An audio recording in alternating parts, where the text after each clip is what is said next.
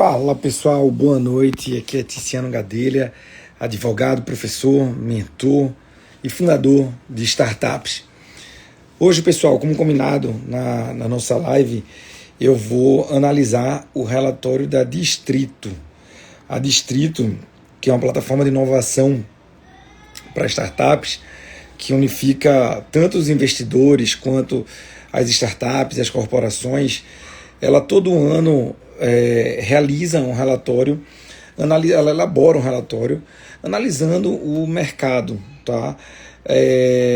A Distrito conta com o investimento do SoftBank, que é um dos maiores bancos de investimento do planeta.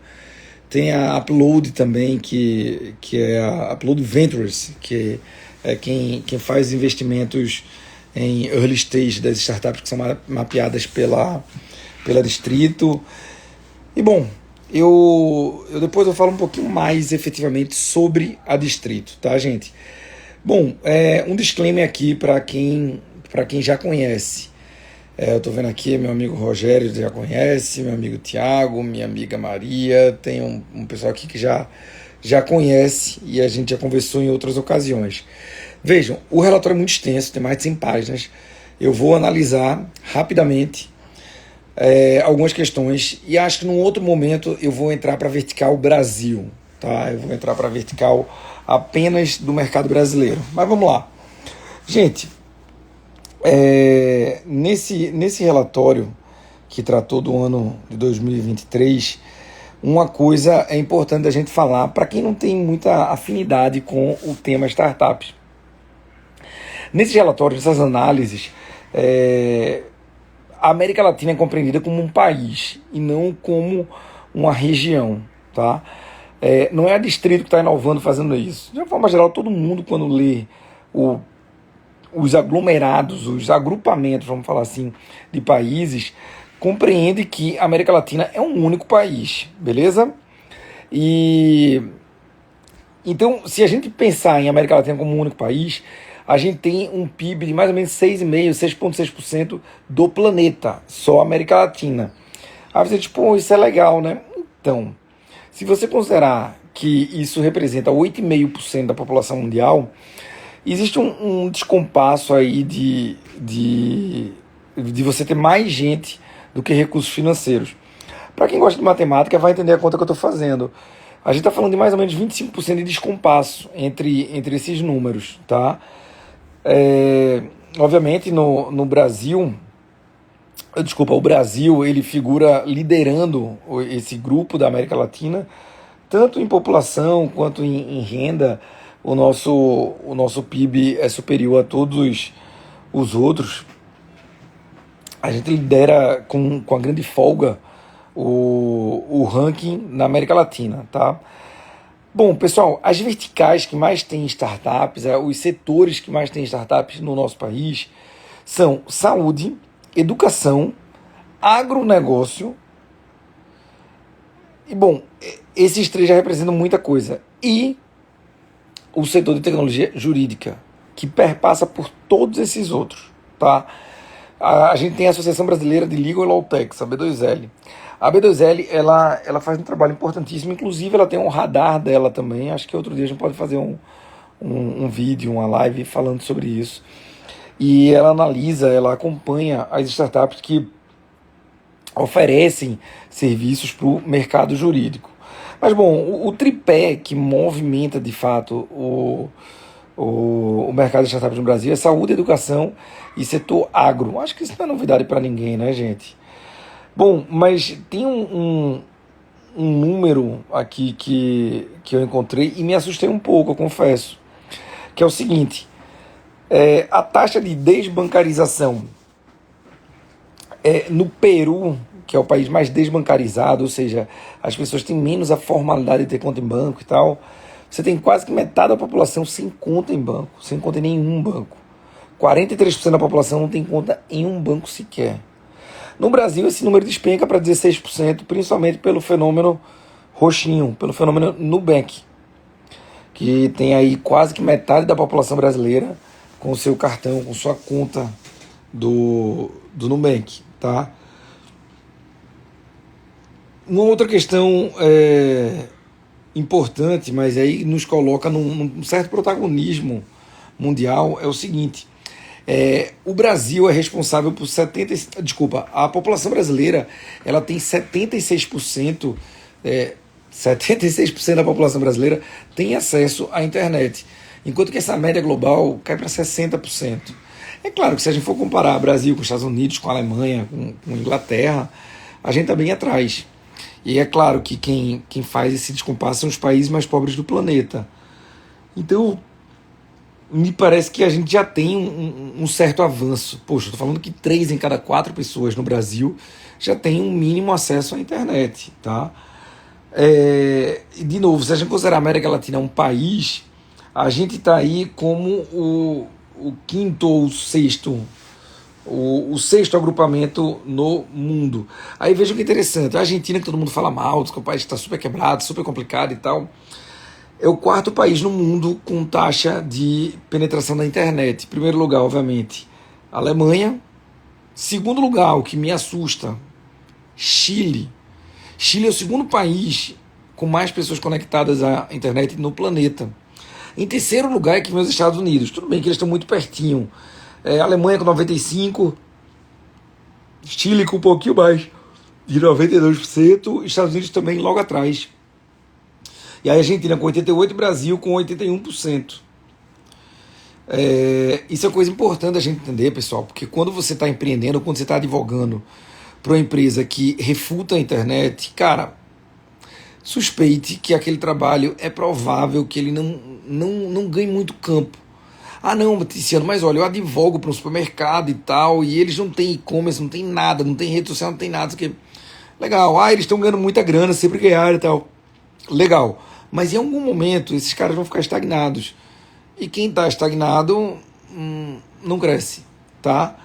Na verdade, nem não cresce, está no caminho para quebrar. Bom, a América Latina, isso aí eu acho que não é novidade para ninguém, ela é mobile first, ou seja, o uso principal da internet é através dos telefones celulares, tá? E o que é interessante é que no Brasil as pessoas passam cerca de 3 horas e meia nas redes sociais por dia. Eu não sei vocês, mas eu coloco de vez em quando, por exemplo, hoje está colocado aqui que o meu Instagram ele tem 1 hora apenas de acesso à internet por dia de uso, para a gente evitar um pouquinho essa intoxicação que as redes sociais fazem, embora sejam extremamente importantes. Mas aí você tem o WhatsApp, você tem e-mail, você tem as redes sociais como LinkedIn, você tem outras plataformas também que têm a importância de você se relacionar entre clientes, entre fornecedores, entre alunos, e que isso não pode ser desconsiderado, tá? Bom, estima-se que o e-commerce ele deva crescer ainda 30% até 2025. Veja, crescer 30% por ano me parece que é bem acima do crescimento da inflação, por exemplo. 30% não é um número discreto. Então, se você atua em um segmento que não está olhando para exposição da internet, cara, tem muito cuidado, porque é muito provável que esse segmento ele fique para trás em algum momento.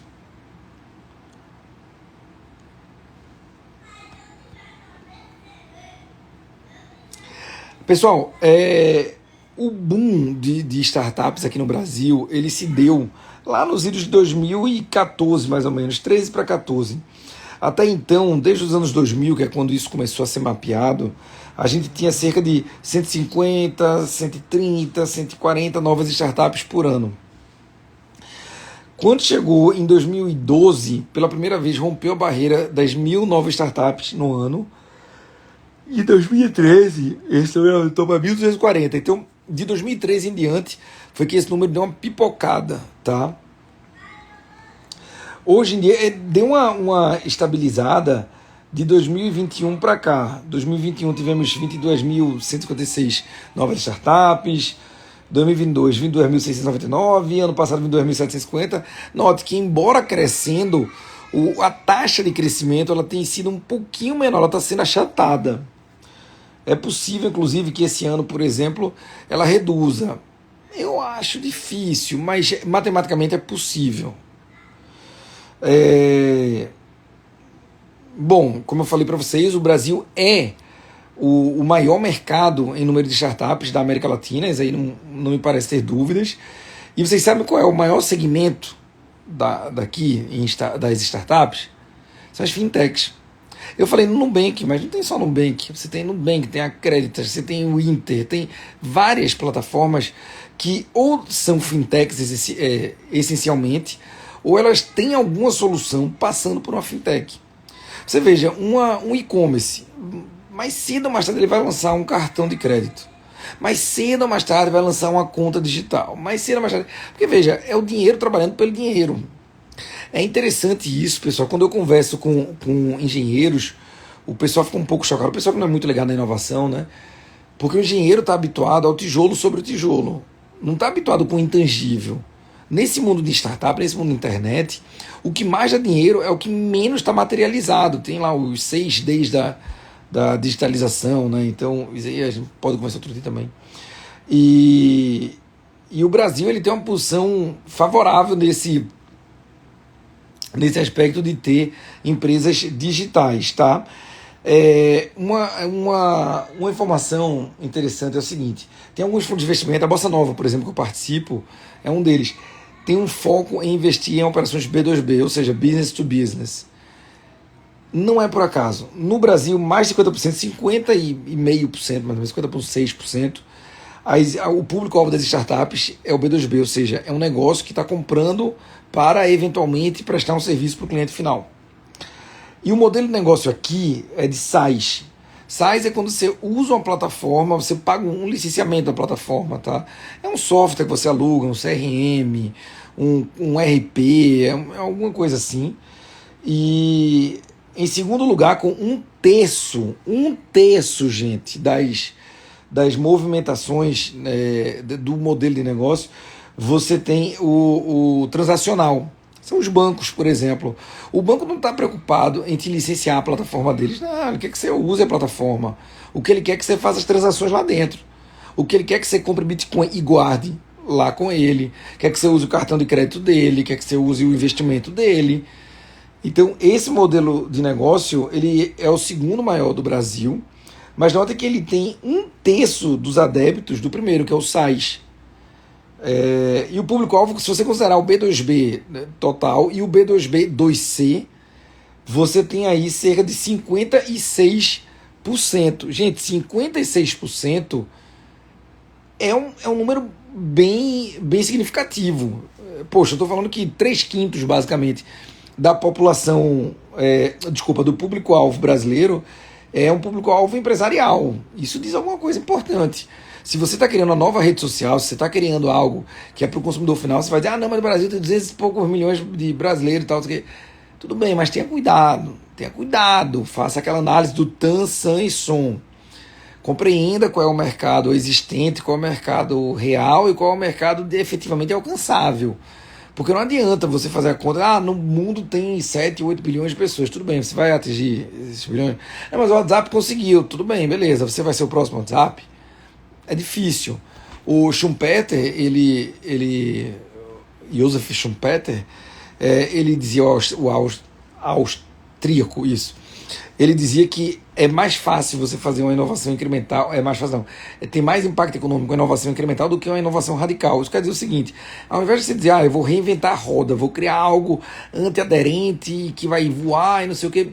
Cara, legal, beleza, mas olha, antes disso, se preocupa em criar maior eficiência para o que já existe. Se preocupa em criar um carro elétrico mais eficiente, ou uma bateria elétrica que dure mais, ou...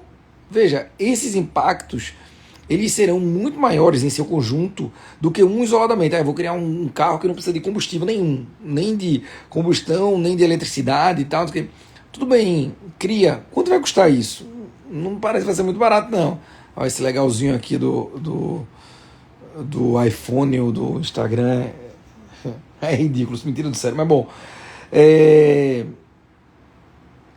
Como eu falei para vocês, B2B, já falei, SaaS, já falei. Tá. Vocês estão vendo aí? Opa! Agora vamos lá. Gente, na América Latina você tem 45 unicórnios, tá? O Brasil é disparado o país que mais tem. Ele sozinho tem 24 unicórnios. Acho que essa lista é conhecida por todo mundo. Talvez vocês não conheçam todos, mas, por exemplo, 99, Banco Neon, C6, deixa eu ver um aqui mais conhecido, Gympass, Hotmart, iFood e por aí vai. Me parece que são unicórnios, são startups bastante conhecidas no mundo. Mercado Bitcoin, por exemplo, Quinto Andar, e por aí vai. E são brasileiras, tá? Quando você vai para o segundo lugar, você tem a Argentina e o México empatados, cada um com 7 unicórnios. Então a gente está bem, bem na frente.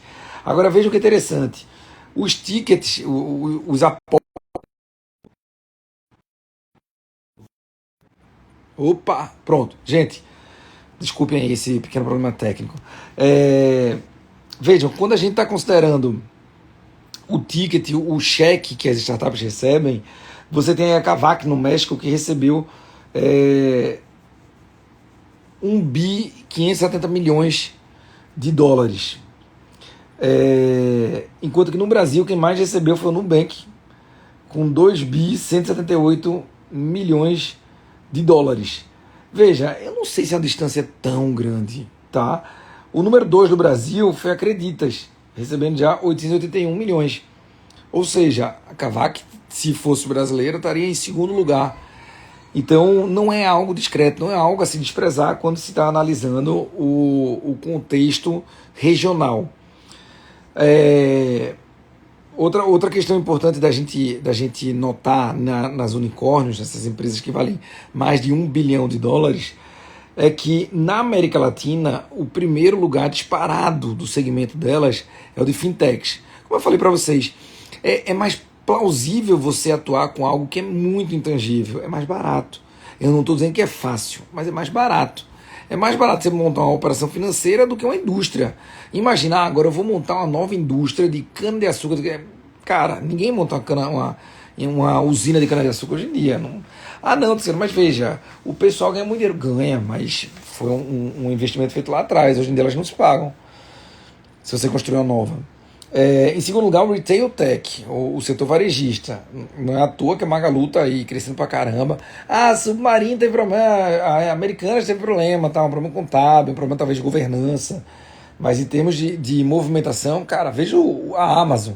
A Amazon é absurdamente gigante. O mercado brasileiro não é desconsiderável para ela. E em terceiro lugar é que vem o SaaS. Note que o SaaS representa uma maior penetração de modelo de negócio quando você avalia o público-alvo na América Latina. Mas quando você vai para a realidade brasileira, o SaaS está em terceiro lugar. Tá? Vamos lá, tudo bem, já falei. E o modelo de negócio mais adotado aqui no Brasil é o transacional. Poxa, não é à toa. Se o Nubank é a startup mais valiosa do Brasil, o unicórnio mais valioso, cara, transacional. Você não está pagando licenciamento para o aplicativo do Nubank, não. Mas você está pagando para ter Nubank, ou seja, você vai pagar por alguma transação, eles vão te cobrar alguma comissão para alguma coisa. Bom, vai ter algo que vai remunerar os caras do Nubank. Eles não estão te cobrando para você usar o aplicativo apenas. Em segundo lugar, Marketplace. Tá? Nota que os números são muito aderentes. Pessoal, uma informação importante aqui é sobre o tempo de amadurecimento das startups. Quando você vai avaliar... aí eu estou falando do cenário da América Latina como um todo. Quando você vê o investimento em pesquisa e inovação e o tempo que elas levam para saírem do valor zero, talvez, para o valor de 1 bilhão de dólares. A Prisma Medios de Pago, uma startup, um unicórnio que não é brasileira. Você veja, ela levou ela levou quase 40 anos para valer 1 bilhão de dólares. Eu vou economizar o tempo de vocês, tá? Vamos pular aí para o mercado Bitcoin, que levou aí cerca de 10 anos, pouquinho menos de 10 anos, para valer 1 bilhão de dólares, tá? Agora, se você vai para o C6 Bank, levou aí cerca de 5 anos apenas. Pô, se você for para Loft, levou 3 anos para valer 1 bilhão de dólares.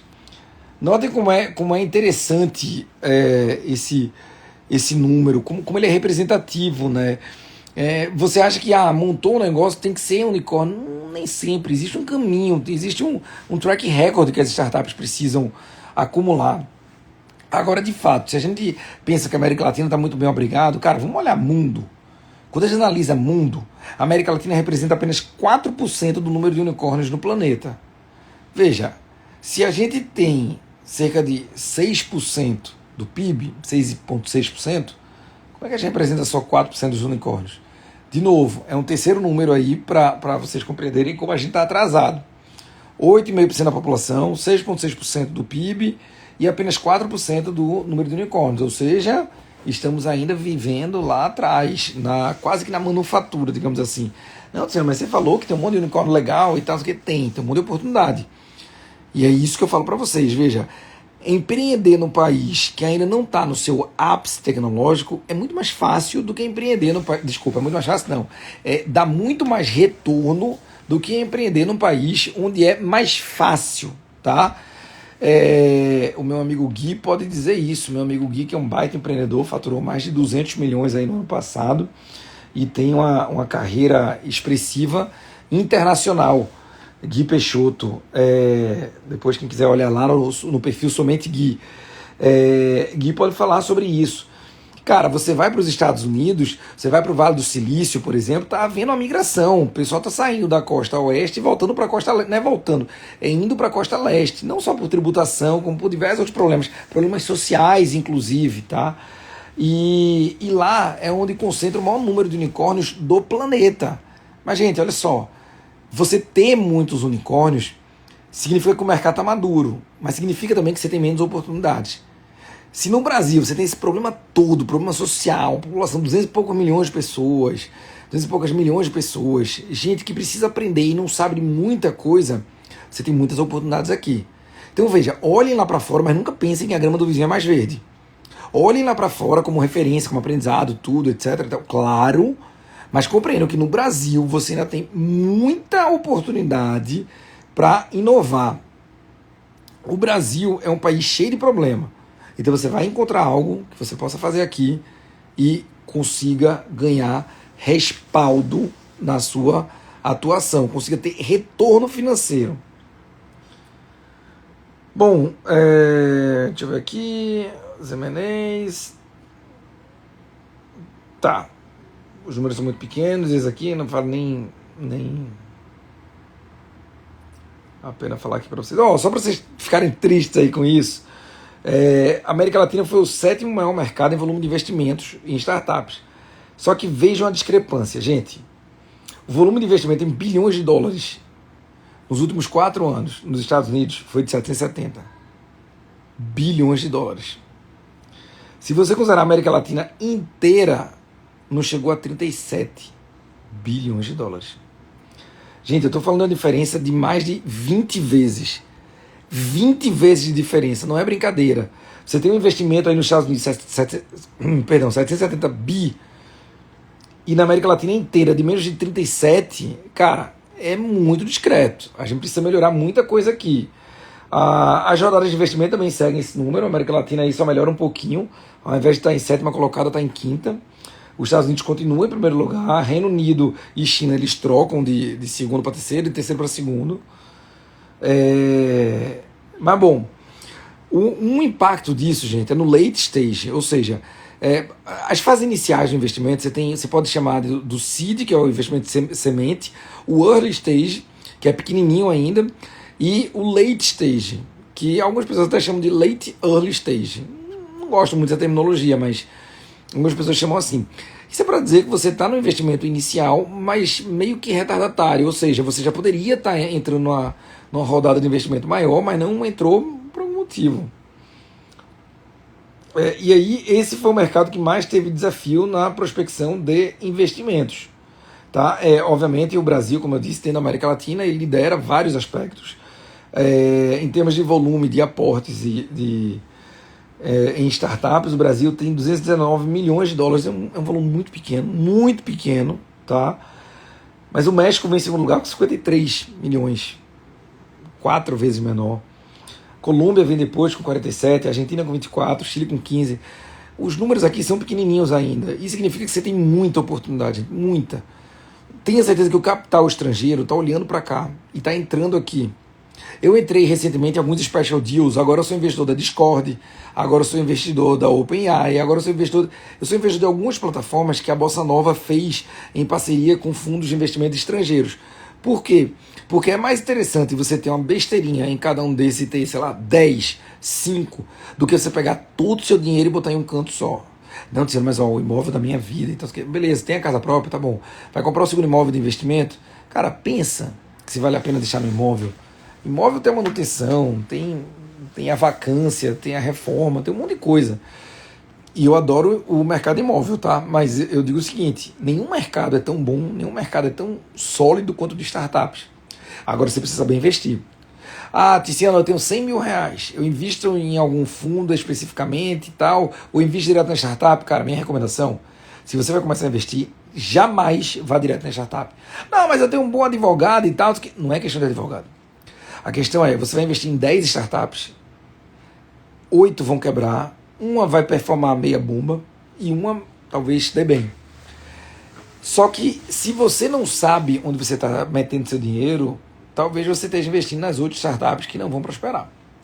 Quando você vai para um fundo, obviamente eles vão te cobrar um percentual para gerenciar teu investimento, só que eles vão pegar teu dinheiro e vão fazer rendê-lo de fato. Porque se eles não te entregarem um bom rendimento, você vai sair de lá. Não precisa ter fidelidade. Deixa eu ver aqui. Concentração do capital investido. O Brasil também lidera. Rodadas. O Brasil também lidera na América Latina. O mercado maior aqui é o de fintechs. Tem outros setores que ganham muito destaque, tá, gente? Mas fintech ainda é o disparado maior. E aqui a gente tem uma evolução dos valores das rodadas de investimento, começando a direcionar para os investimentos maiores, tá? Mas investimento seed e pré-seed ainda são os mais robustos em termos financeiros.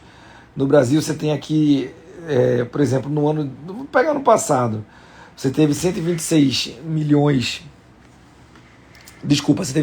rodadas de investimento anjo, 456 de pré-seed, 540 de seed e Series A, que são tickets maiores, normalmente em torno de 5 a 10 milhões de dólares, apenas 189. E aí vai diminuindo. Não teve nenhuma série E no Brasil e nenhuma série G, só teve uma série F. Tá? Quanto mais esse número, essa letra se afasta do início, maior é o ticket, tá? Maior é o cheque. Esse daqui da série F, não sei de quem foi, mas possivelmente foi alguma coisa em torno de 200 a 300 milhões de dólares. Talvez tenha sido até o do Nubank.